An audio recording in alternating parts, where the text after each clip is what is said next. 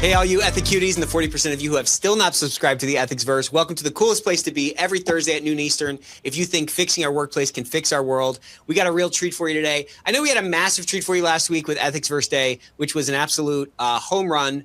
We'll tell you some more about that in a second. But today we are talking about the new standards for compliance training. So let's get a massive emoji explosion for the one and only Kirsten Liston and Patty Caswell. How's it going, you guys? So glad to have you back. I absolutely love these guys. They run Rethink Compliance, who I think is the best compliance training out there. And I'm not just saying that because we have a partnership together. They really are next-gen thinkers on how we can really leverage compliance training to actually do the thing that we're paid to do and that we're mandated to do, which is change behavior inside the organization. So I'm going to run through a couple of quick announcements here. If you're here for credits, we got them for you. There's so much thought leadership that's in our space. There's so many great podcasts that we love to feature. And so if you're not constantly feeding your mind, you absolutely should. You know, we had the Great Women in Compliance ladies on during Ethicsverse Day in session 4. So if you missed that one, people were saying that was the best session of the whole day, if you can believe it. But each week, they're putting out great content on the Great Women of Compliance podcast, and they have a high rewatch ability, okay? You can always re-listen to those things.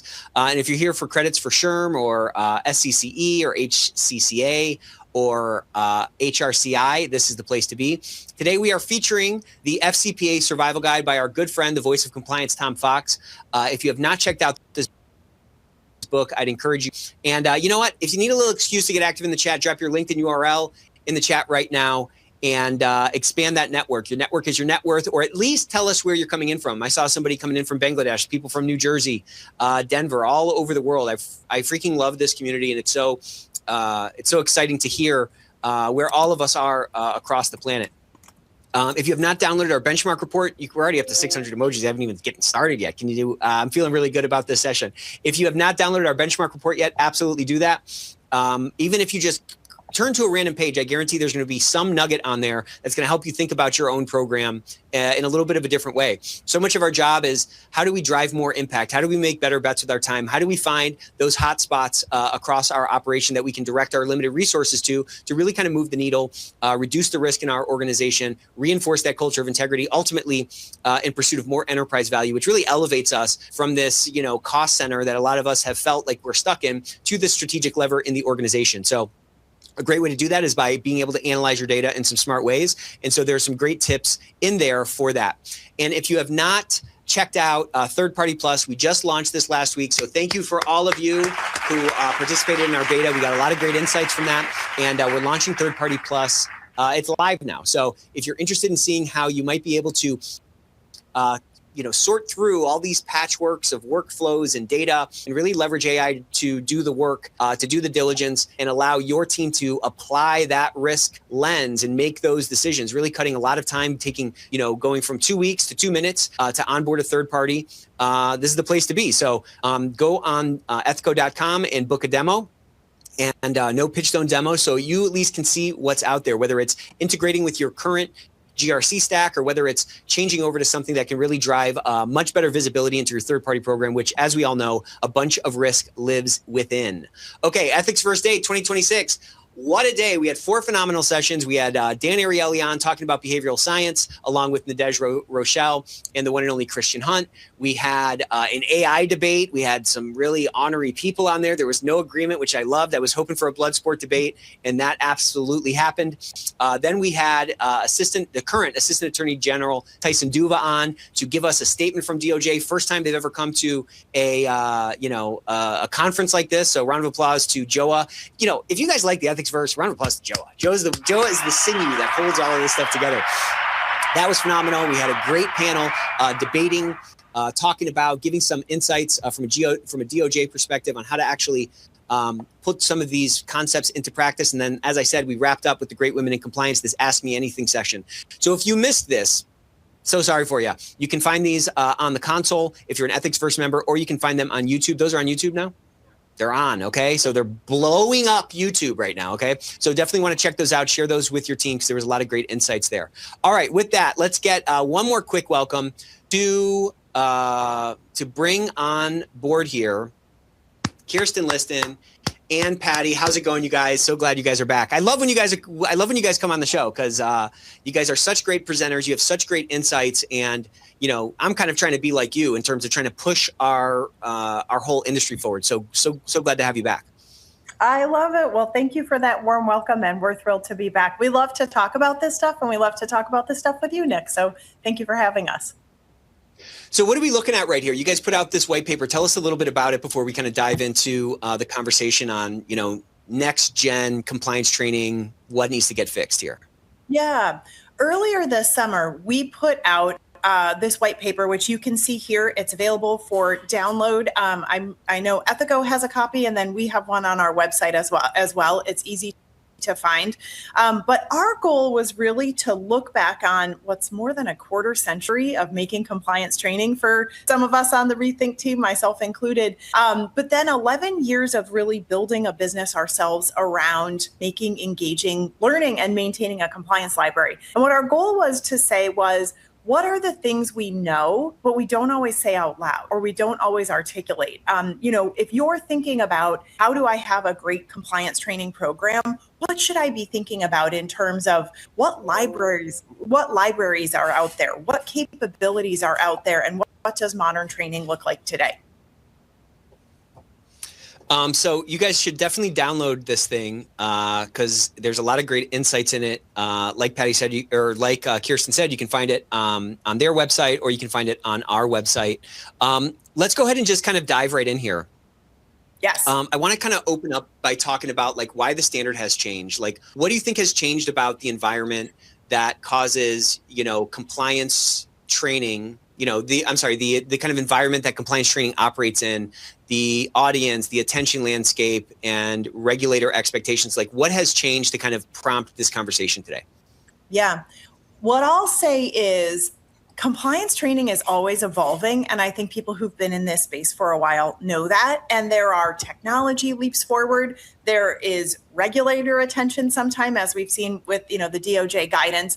And then there's sometimes audience evolution. And in the case of Rethink, we kind of picked our heads up this last, I would say about a year ago. And we said, you know what, we started our business in 2015 because we said compliance training needs to get more modern.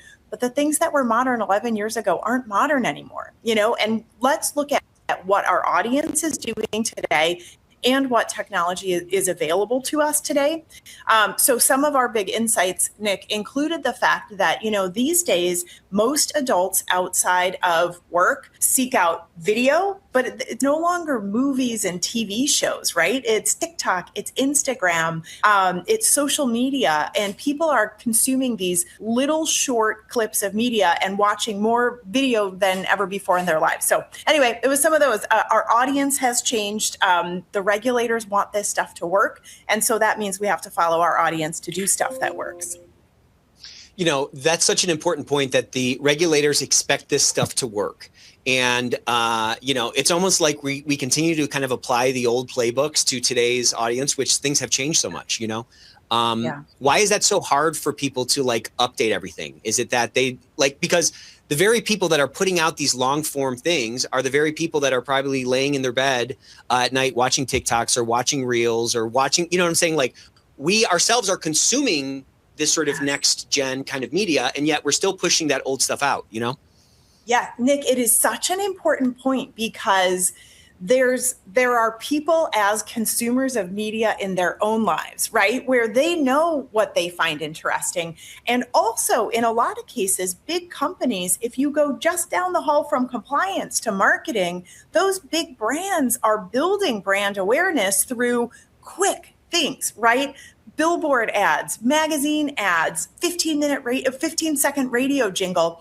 But when it comes to compliance, we get nervous and we second guess, because the fact of the matter is compliance can't be simplified down to a tagline. It's not, we can't only make a billboard with a tag, there's no just do it for compliance and you're done and everybody can go home, right? There is complex information that needs to get conveyed.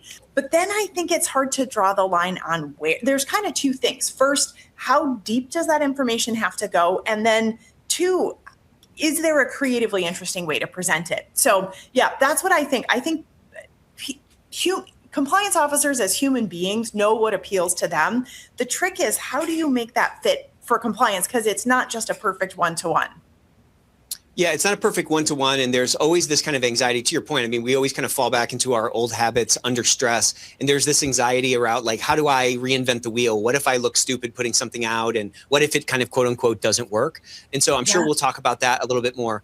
The one and only Gwen, how's it going, Gwen? Gwen had this question: how do we balance the noise and irritation in the ecosystem from too many short form trainings? Can there be too many short form trainings? Just kidding. What would you say to Gwen there? Yeah, well, that's fascinating. So, what I would say is, were you going to say something, Patty? You go first. I was going to say something before Gwen, and then Gwen made me have confidence in saying it. So basically, I think that, shorter all day long, like there's a place for short and stuff like that. But there's lots of other more robust information that people are consuming these days in podcasts and masterclasses. And, in those forums, it's a lot of information coming at you, but expert-led, very human, so the technology today is advancing such that compliance can kind of bring those concepts into compliance learning, so that when you're trying to take somebody through something that is inevitably longer than short, you're doing it in a way that also is how people on their own seek out information. So not everything needs to be under a minute. It's more about, how are you putting the information out there in a way that's engaging and human and effective. Is really what I was going to say. Yeah, it's such a that's great a phenomenal point. Please go ahead.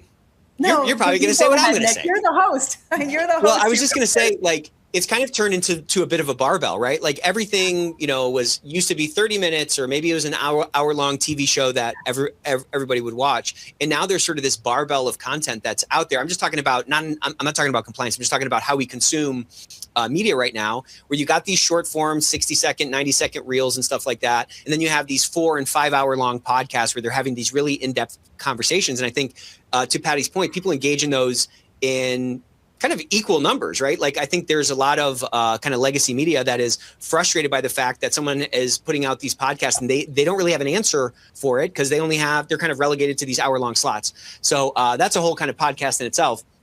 But I think what Patty said that's super critical is that the through line is not the length. The through line that makes either of these long form or micro sort of short form pieces of content,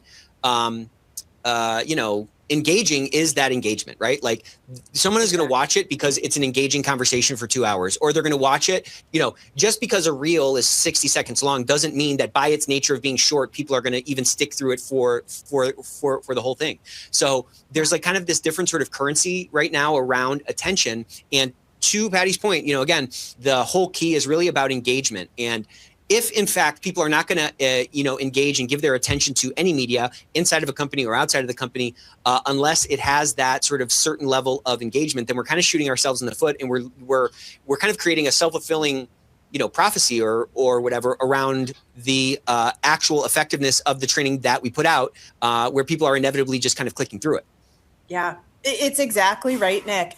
Engagement is the key. And that's the answer to Gwen's question. How do you deal with kind of like too many short trainings? The good news is you got them to be short. That's at least a step forward. But how you deal with it is genuinely catching people's attention. And I'll say, we have to work hard to think about what's interesting about this topic. What would grab the average human? Right. And I have shared videos or courses with people and had people say to me, I'm embarrassed to admit this, but I thought compliance training had to be cheesy.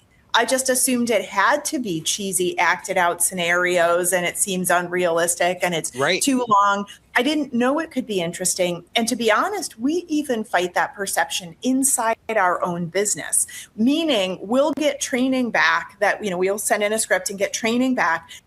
And it's page after page of pictures of people in meetings. And the conversation we keep having is, this is not an interesting photo. And like, just because it's representative of business doesn't mean it rises to the level where it's going to get, even at the level of putting photos in our courses, we're trying to show like people walking upstairs or, something that's more interesting than just boring background stuff. So let me just kind of make this point here. Like, I think what's going to cause compliance to really elevate in this next decade is going to be more of us who have the reins of a particular program, making that program our own. Like, to your point, I've heard it myself. Oh, I didn't know I was allowed to do something that wasn't a bunch of stock photos. I didn't know I was allowed to do engaging, content. You showed this example on a recent webinar we did together of this really cool training you guys did where you had an interview with that gentleman, and it was a podcast style interview, and it was like so interesting. It's like, to your point, it was a very engaging piece of content that ended up conveying the message that we want our compliance training, whether it's on in a podcast style, this sort of innovative thing, or a slide deck. It really conveyed the principles that we're trying to convey. And I always think about a compliance officer as like a movie director. I think I've talked about this before, but like a movie director is going to take a script, and one movie director is going to turn that into a very different movie than another one. It's not like the script itself determines exactly how that movie ends up looking.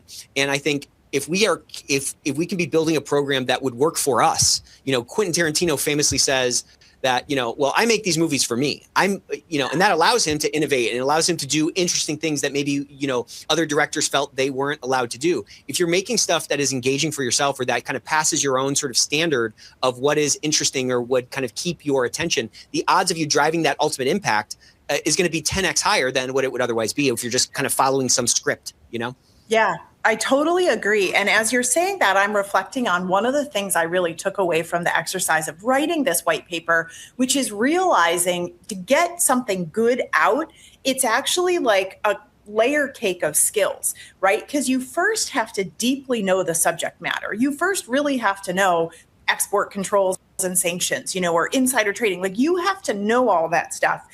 But then there's a second skill of how do you take and present it creatively. And if it's all right with you, I think I might show a video that we created because I think it illustrates this perfectly. We have a video we just put out called Information Travels, and it's about insider trading. And what I really love about this video is it has to communicate something important about insider trading. It has to actually teach.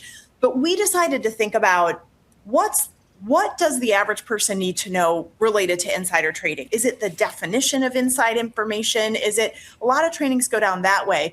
What we realized was the kind of core kernel that somebody had to take away with them is that information travels with them. The things they have in their head are with them at work, but they're with them in their personal lives. And you have to understand that you're going to take knowledge with you into your personal life that sometimes you can't share. And I'll put the video up because what it gave us a chance to do that I thought was so fun was to use backgrounds that don't look like The Office. It doesn't look like corporate training, but it deserves to be there. And what our goal is when we make videos is somebody in the comments talked about the 2-screen problem.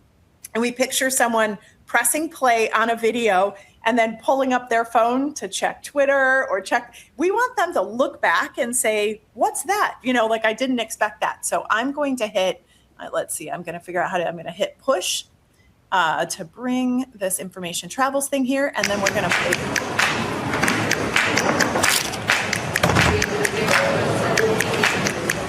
Information travels, not just through press releases, earnings calls, or company announcements. It travels with people.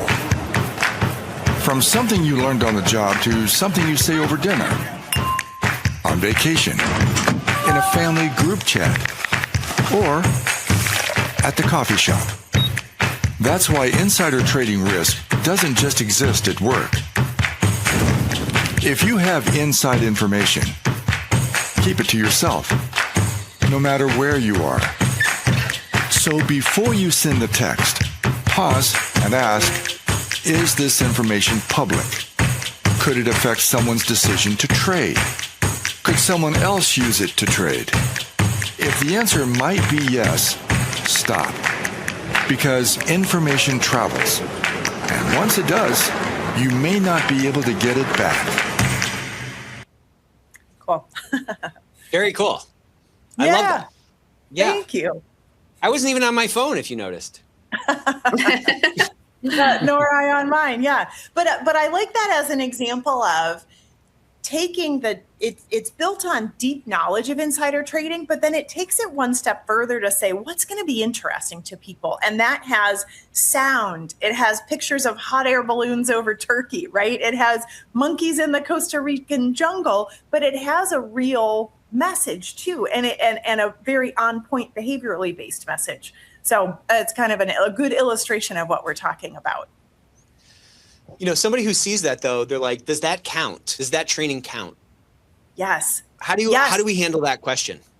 Yes. Well, the great news is my read of the DOJ and then all of the public comments I've heard from people talking about the evaluation of corporate compliance programs document, it's not about length. It's not about robustness. It's about, did it matter? And there's creating stuff that's engaging and on point. And then someone in the chat also said it can be hard to collect data about this stuff. And so then there's some thought about, of course, you want to roll it out and how do you get data back to show that it's resonating with people? But honestly, I think a strong message delivered in a short, creative way is in so many studies proven to be more impactful than giving people a book. You can't control what they walk away with when you give them a 40-minute in-depth training. You can kind of control what they walk away with a video like this.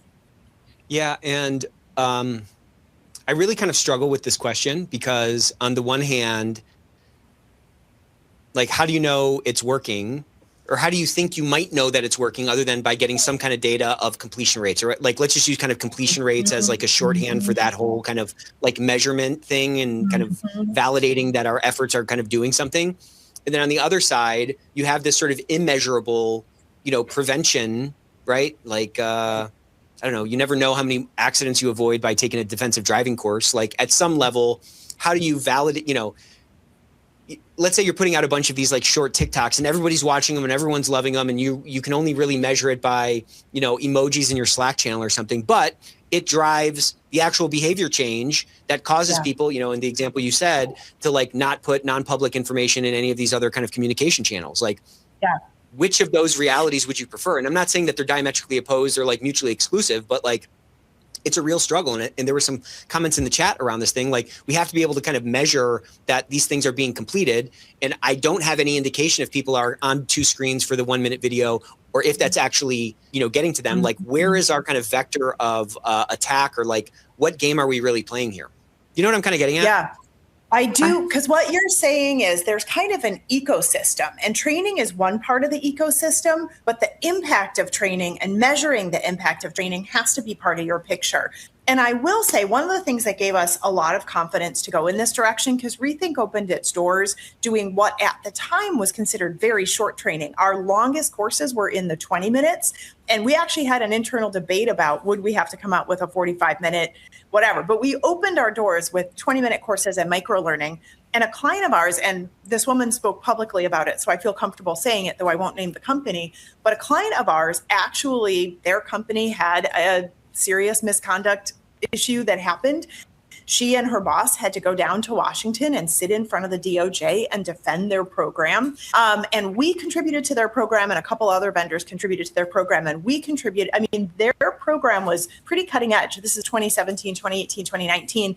It was very frequent and very short. And they got high marks from the DOJ on their training program. And at the time, there wasn't even data collection, which we can go on to talk about. But it really was, they could show this cadence of communication on topics that mapped to their risk assessment.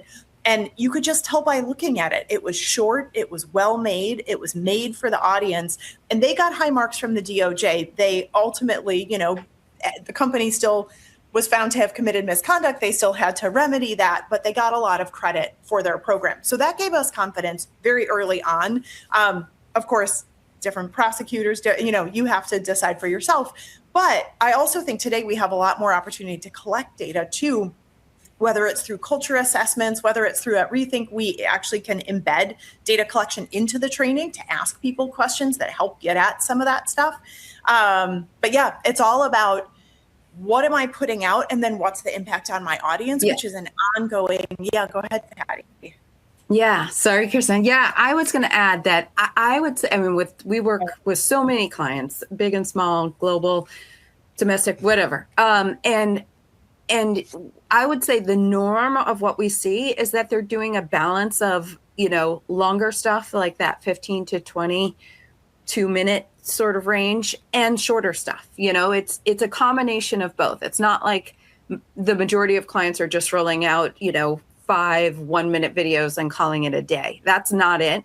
It's the right balance based on risk area, the right cadence based on what you've covered previously. Like, there's a whole curriculum planning that goes into it.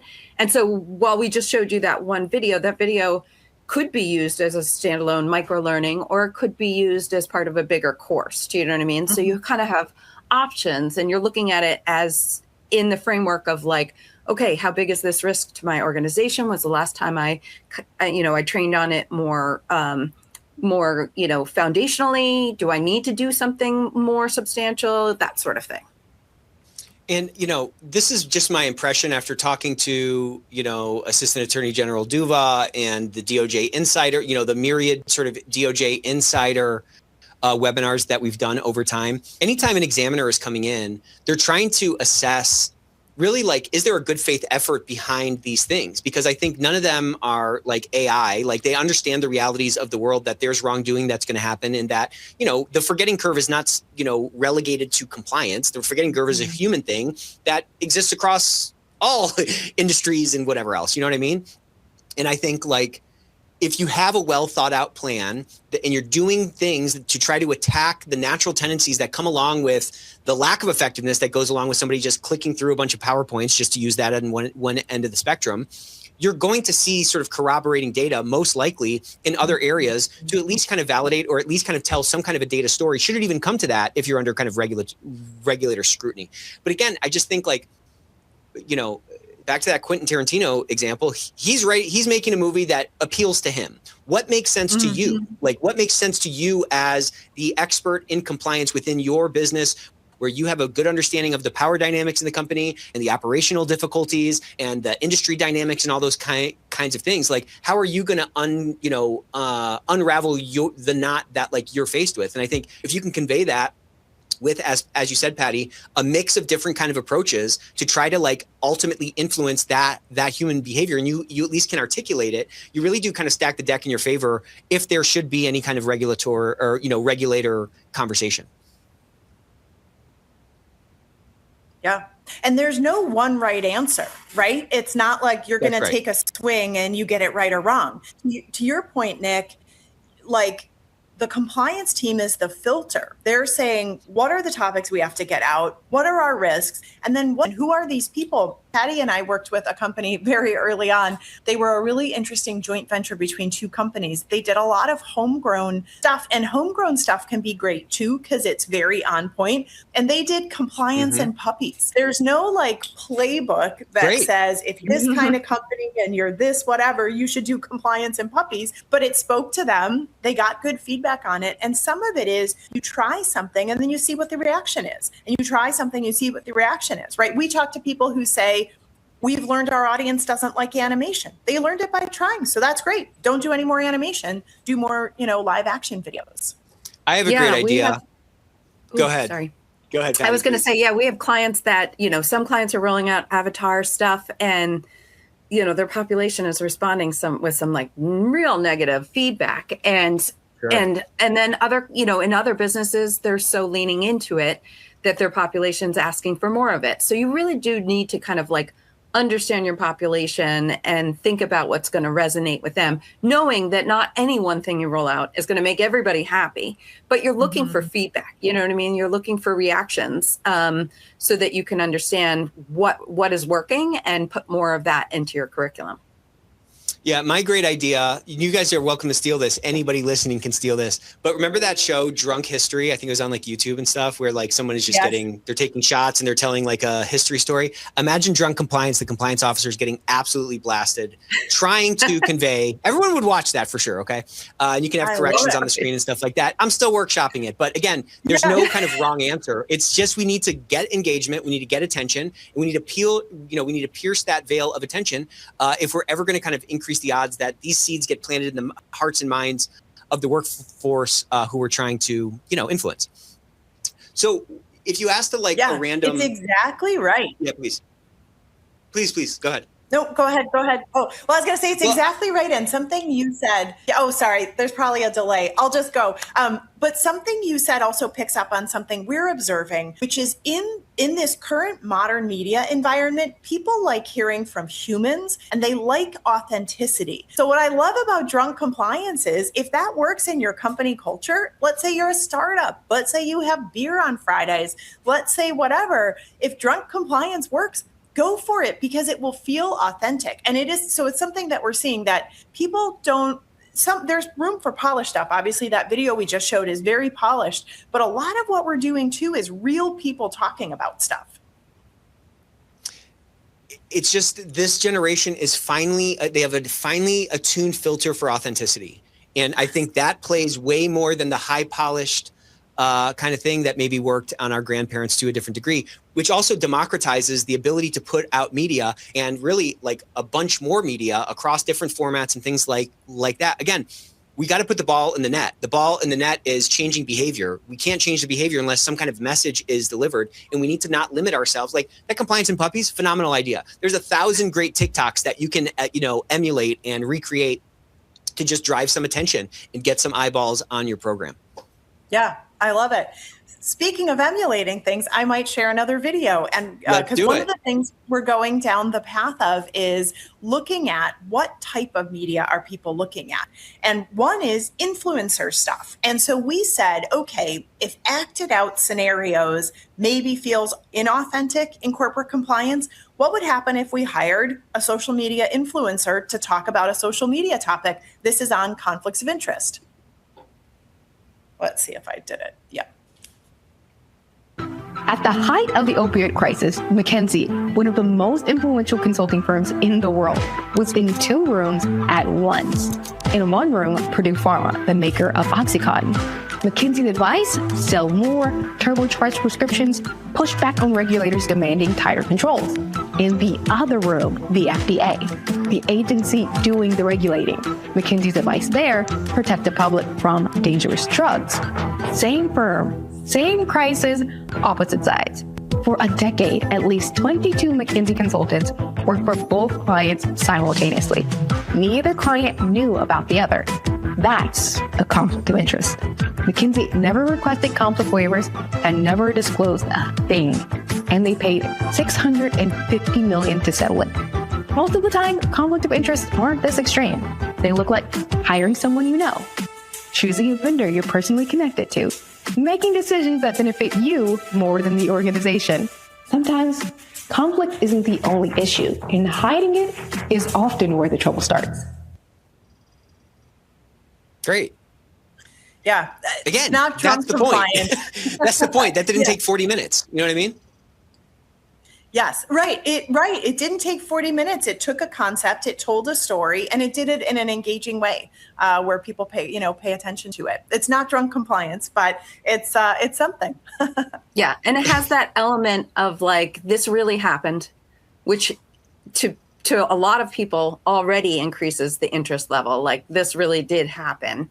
And so people kind of want to know the dirt of what happened. And then you put some teaching into it as well. So, yeah. Well, again, we're wired for storytelling as human beings. We're not wired for reading of regulations. Okay. Nobody really cares about that. There, I said it. Like, but when you can incorporate a story and the why, every regulation is based on some story, right? It's trying to curtail or eliminate some kind of wrongdoing that happened at some point in time. Touching into that, touching that sort of storytelling and incorporating that, to your point, is just going to naturally drive a lot more engagement. I want to talk a little bit, we're about halfway through the session here, and I want to talk a little bit more about why these old models fall short. From your perspective, Patty, and yours, Kirsten, what are some of like the telltale signs that, a program might look really good on paper or really active on paper, but isn't actually changing behavior? Yeah. Which is really what the game is. You know what I mean? Yeah, well, I'll start, Patty, but I'm interested. Patty often sees more into client programs than I do. One example is they've used the same training year after year after year, and they just keep adding more to it, right? First, it was about ethical behavior and something else. Now they added trade controls. Now they added money laundering. Now they added sustainability, and they just keep making it bigger without kind of reevaluating it or thinking fresh. Another is just using old approaches. You know, when compliance training started, the model was more like a PowerPoint slide deck. You know, there was text on the page and a narrator talking. It's not how the web works. It's not something people see outside of work. So I don't know. Those are two things I think of. Patty, what do you think of when you see something that is kind of like on paper, you know, hey, we have a program, but it's not really working? Oh, did we lose Patty? Oh, there we are. Can you hear us, Patty? No, maybe not. She doesn't like that question. Yeah. Give her another one. That question's a no. Exactly. She's like, boo, I don't like that question. No, but you know, Nick, the other thing is not taking a fresh look at things and not saying what's available now. So, because that is something that I see is people get into the habit of doing something and then they just keep doing it that way. And they don't pick their head back up and say, what's available now? What's new? What's possible? They're just doing what they did 6 years ago. Yeah. And, you know, it's a very difficult skill to keep at the ready, but this kind of concept of beginner's eyes, like if you were stepping into a program that maybe you've been a part of for many years that have these kind of, you know, a lot of programs sort of turn into like a lacquering job. You know, if you like refinish some wood and you just like put layer after layer of like lacquer on top of that wood to kind of change the surface of it. A lot of programs go that way, to your point from before, of just, all right, we're going to add something else and add something else. And I think bringing that sort of beginner's eye, if you can couple that with some of that essentialism type thinking to say like, is this actually generating the outcome that we're looking for? You can probably find some things that are wasting some time or that aren't really that you can, with a little bit of effort, rethink. No pun intended. Okay. You could rethink and really kind of, you know, reinvent your, you know, it's crazy. I used to hate throw pillows until I started to, you know, my wife doesn't watch these. So, but the room does feel different with just some different throw pillows. Like I'm getting the throw pillow thing, you know, so I've come a long way. Right. But again, there are little tweaks you can make to the room, so to speak, to really change the entire vibe of your program. If you can bring those beginner's eyes to your program.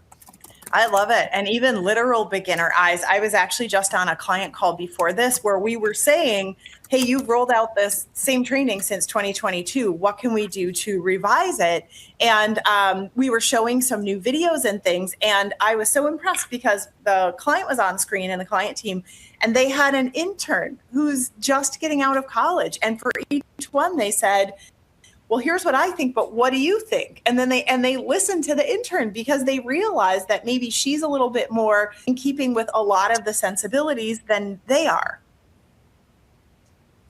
Yeah. And what's great about Gen Z is that they'll tell you. They don't care about the hierarchy. They'll actually tell you what they think. You know? Yeah. Somebody in the chat is recommending compliance cross stitch for your throw pillows, Nick. I love it. I love it. Let's do it. Compliance messages. Patty, I don't know. What would you say? Oh, yeah. Sorry, Nick. Oh, please, Patty. Yeah. No, we do have a little bit of a delay, but that's okay. What would you say, Patty, is a sign of outdated training? Oh, geez. Yeah, I guess I would say really kind of that sort of like, certainly anything PowerPoint related, right? But that's sort of like real dense paragraphs, legalese, you know, like I think all day long people would look at that and be like, what is that? Because we have long since left that. I mean, that's where we began, but we have really come a long way. And honestly, I mean, I really believe like, if you, as like Nick was saying, if you're the director of your program and your curriculum and you feel you've put together, you know, the recipe that works, the amount of seat time that's appropriate, the amount of, you know, effective, you know, engaging content, a mixture of long and short as needed for appropriate coverage of risk areas, like that's how you can look them in the eyes and be like, I put together what I think is going to make the difference. And when I look at some of the stuff we put out, I think to myself, oh yeah, if somebody was going to hit play and go to multitask, which I've done a million times myself, that opener would bring me back. That opener would bring my eyes back. And that's all we can do, is try to put out stuff that we think is going to engage most of the people most of the time. I want to kind of talk a little philosophically before we pivot again, but like, what does, because there's a lot of like unintended consequences from the things that we do. Like, no one's setting out to make a stale compliance program. Nobody's setting out to say, how can I make this like wildly boring for people? But like, what does kind of assign the same course to the same people year after year after year do to kind of quietly erode the program over time? Yeah. Well, and I'll say, just as I was listening to that, like, I can think of all the reasons people do it. They don't want to open it back up for yet another discussion with their stakeholders, right? Like, the stakeholders have accepted it. There are all sorts of reasons to say, let's keep going forward with this. But what it erodes is, I think it's the message that it sends to your employees. I always think about, since about the 2010s, we've had access to great design tools in a very democratized way. It used to be like in the 90s, if you wanted to send out a printed, baby shower invitation, it was this big stationary expense. Now you go onto Canva and you print something, and so employees have gotten used to a certain level of polish and a certain level of, this thing was made nicely for me or it wasn't. There would be a different reaction if your code was like a stapled together Microsoft Word thing versus a nicely printed booklet. And so the same thing is true about rolling out a training again and again and again. I think subtly says, like same old, hasn't changed. We're not putting a lot of effort into educating you about this. We're just doing the training again. It kind of communicates that even the people sending out the training aren't that interested in it. Yeah. Yeah. What else would you add to that? Oh, sorry. I was going to add to that, like another kind of maybe indicator of older can be the, kind of classic final test. I feel like I see more clients not requiring that, such to the point where we don't typically include those in our courses. By default, we have an option to include them because most people are saying, that test is usually kind of easy to get through. It's just adding extra minutes. Let's instead ask questions as we're doing the teaching to make sure that they understand how this risk shows up for them, and let them get those questions right. Those are the teaching questions that are going to make the difference, as better use of their time. That's another thing I would say is maybe something that has changed. Cool. Yeah. Like everything in life, at least from my perspective, things maybe seem easier and then you get into them and it's a lot more complex than you think it is. That's how a lot of projects go unfinished in my personal life. So I'm just saying the thought of like opening up and rethinking, reconsidering kind of your entire sort of training program when, if it ain't broke, don't fix it. There's no burning fires as a result. Like, I'm just saying there's kind of a status quo bias for a lot of the things that we're talking about. But like, how do you think a compliance team can start to think about seat time, curriculum rotation, or like customizing strategically rather than by default, and like which levers they might want to pull? Like how can they get started kind of reinventing or reimagining their training? Yeah.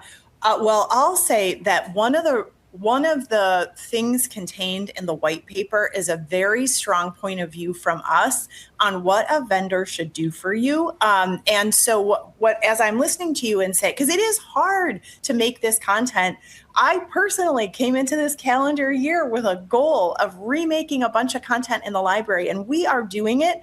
But just like you said, everything takes longer than you think. Everything, is more complicated than you think. And it really is one of the benefits of using a compliance library, which is ideally you should have a vendor partner who will sit down with you and do a curriculum plan. They see hundreds of other curriculum plans. They know what people are doing. It's very common at Rethink. And, to say, let's sit down together and look at the next 3 years, and we'll give you our thoughts and our opinions on what other people are doing. And we know our library, so we can help map it to you. And then similarly, a good compliance library course should be 90-95% of the way there, unless you're in a niche industry. And then the customization entitlements should let you take it the rest of the way.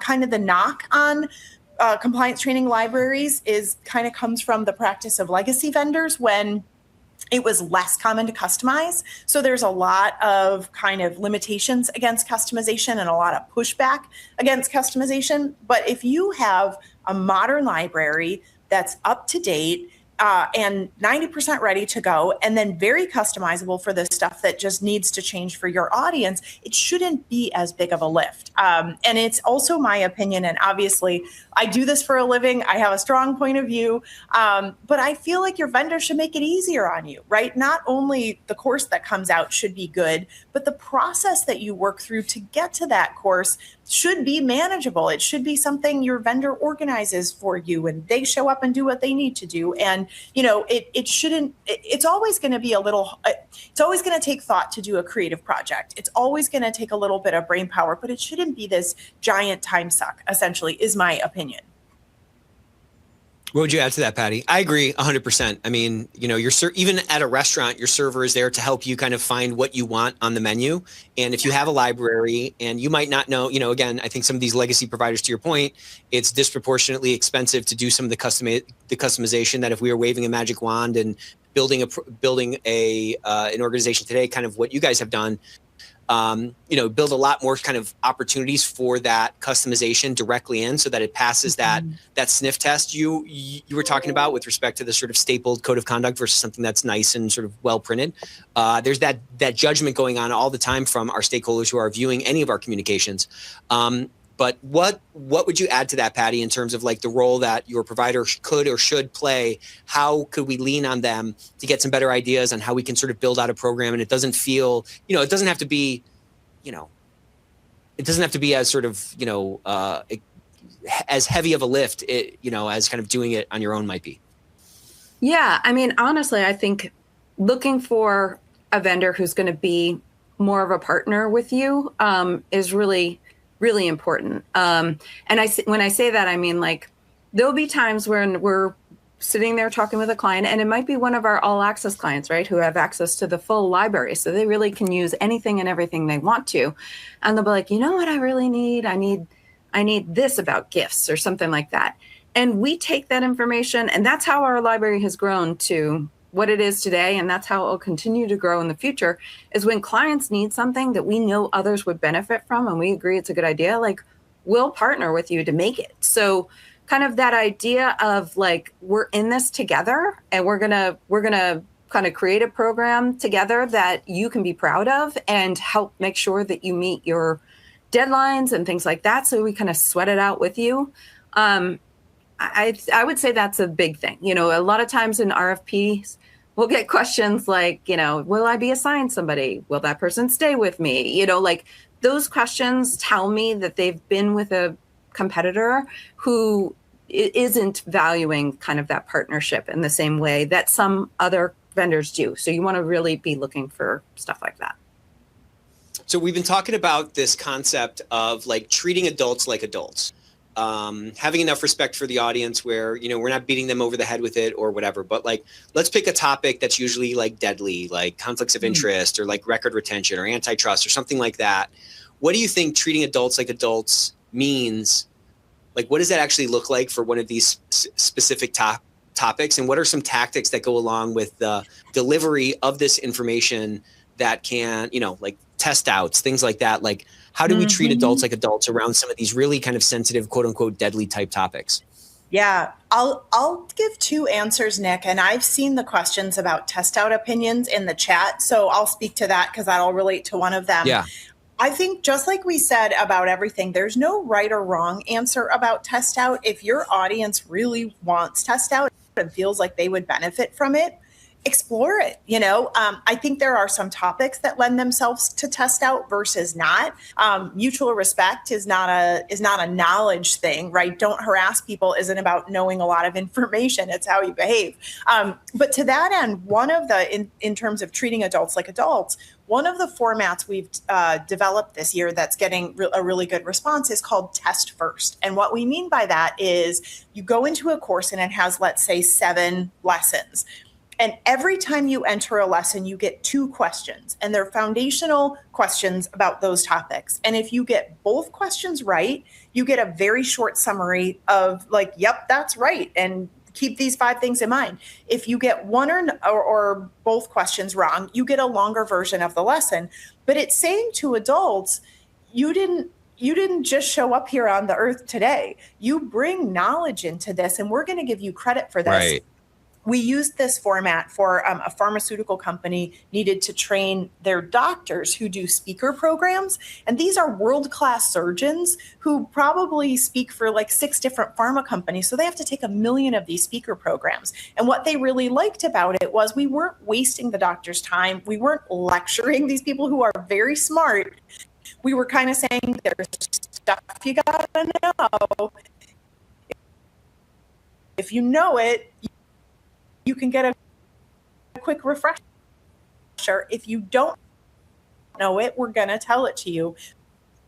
So this time we played some clips from that podcast course, Why Integrity Matters. And we sat down with a guy who went to prison for 14 years. He first grappled with the, oh my God, I'm going to miss my kids growing up. My marriage is over. And the business that I spent all this time building has evaporated. And all the clients I thought were my friends are gone from my life. Built around that. That's all about saying to people, look, humans are fallible and you are too. And so here's what this guy noticed about himself. We're not saying you're going to go out and create some big Ponzi scheme that blows up a business, but here are the ways his brain went wrong, and maybe reflect on yourself and think, where might I be tempted not to tell the whole truth? Where might I be tempted not to bring something forward? And I found that we were being much more explicit about things that we sometimes keep more implicit in compliance training, but it was saying to adults, like, you could get this wrong. And if you do, there are consequences. So like, reckon with yourself. What would you say to this comment by Taylor? Taylor, thanks for this. Treating adults like adults doesn't work sometimes, at least the ones I work with. It's like I have to explain it to them, or I have to hold their hand and explain it 1,000 times before it sticks in their heads. Yeah. What advice would you give Taylor there? It's such a great point. What I would say, Taylor, is that is the age-old communication challenge. People who work in advertising and marketing have a rule of 7, which is you have to hear a message 7 times before you ever pay attention to it. I think we have to grapple with the fact that compliance is not top of mind for these people, and you're going to have to tell them again and again and again and again. I think that's a nature of human communication, but you can treat them respectfully when you do. Maybe that's not a great answer, but that's what I found. Maybe everyone's children, because I sure have to tell my kids a bunch of things all the time. It seems like I got to tell everybody 1,000 things 1,000 ways. Yeah. So I want to talk. I want to circle back to this analytics question. I think a lot of us struggle with analytics. Like a lot of teams already ask the right questions. They're putting effort into their training programs. Why do meaningful analytics still stay so elusive in 2026? Why do we not have that silver bullet type metric that we can really hang our hat on and say, yep, it's working?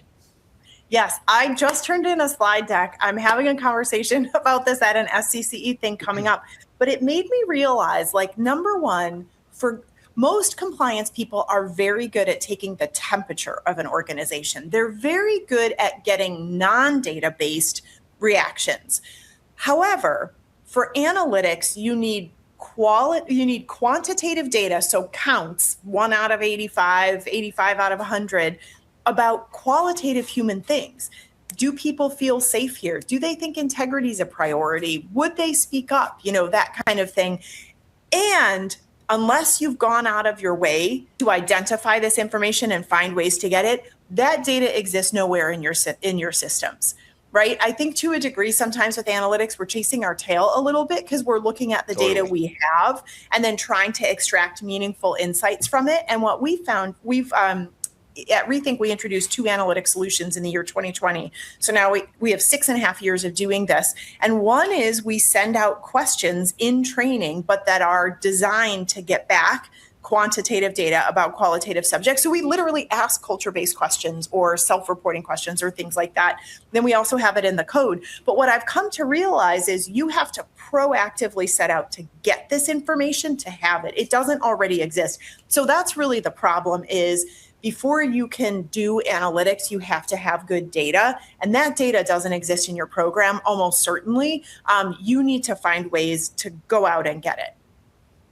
And, you know, there was a long time, probably my whole life, where kind of aggregating and finding trends in qualitative data was never going to happen, right? You had to sort through all these comments, but you really can leverage LLMs in some easy ways to find, you know, you can load up 1,000 comments into an LLM and get some trends across, like how many comments had this kind of a concept or how many people were talking about this kind of a thing. And we just need to make bets with our time. It's not like an actual number from a spreadsheet, something that's based purely on, you know, quantitative data has necessarily more sort of, I don't know, more power or has more like, or is of more value than qualitative data. It's just that qualitative data in general has always been this sort of big kind of mess that we can't really get any insights from. It all kind of comes down to making better bets with our time and being able to, you know, if under scrutiny, be able to point to what, you know, what we're kind of considering to drive the hypotheses that drive the bets that we're making with our time.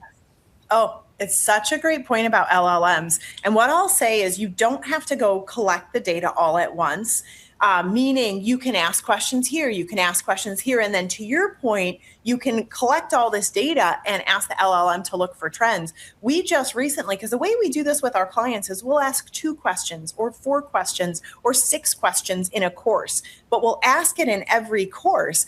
And then over time, you accumulate a body of feedback, which, by the way, you can track certain questions over time. But we recently, actually, the guy who kind of leads our analytics practice, he started using LLMs to say what trends are in these 6 years of data for this client. Or even when we look across our client base with the questions that people are asking, what trends are here? And it led us to this whole idea about like 5 key culture indicators and things like that. But if you, to your point, if you start collecting any information you can get, just like you count emojis, an emoji is an input, right? If you count that stuff, and then like you said, a brain bigger than yours can take a look at it and say, these are some trends. This is what we're seeing here. I love that. Yeah, there's just so much at our fingertips now to kind of crack this nut. Todd added this thing in the comment, which I loved. I just lost it because the chat is blowing up, which I also love. Oh, he said, feed them information with rice.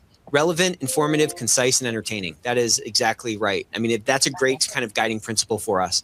So we have, I think, a couple of minutes left here. I just wanted to maybe ask both of you at least 1 or 2 more questions. So if somebody is looking for a new sort of partner to kind of crack the nut or really elevate their learning program for the compliance training that in many industries is, you know, required to do, like what is the one question that they should be pressing hardest on with the various different folks that they are considering? Yeah, such a great question.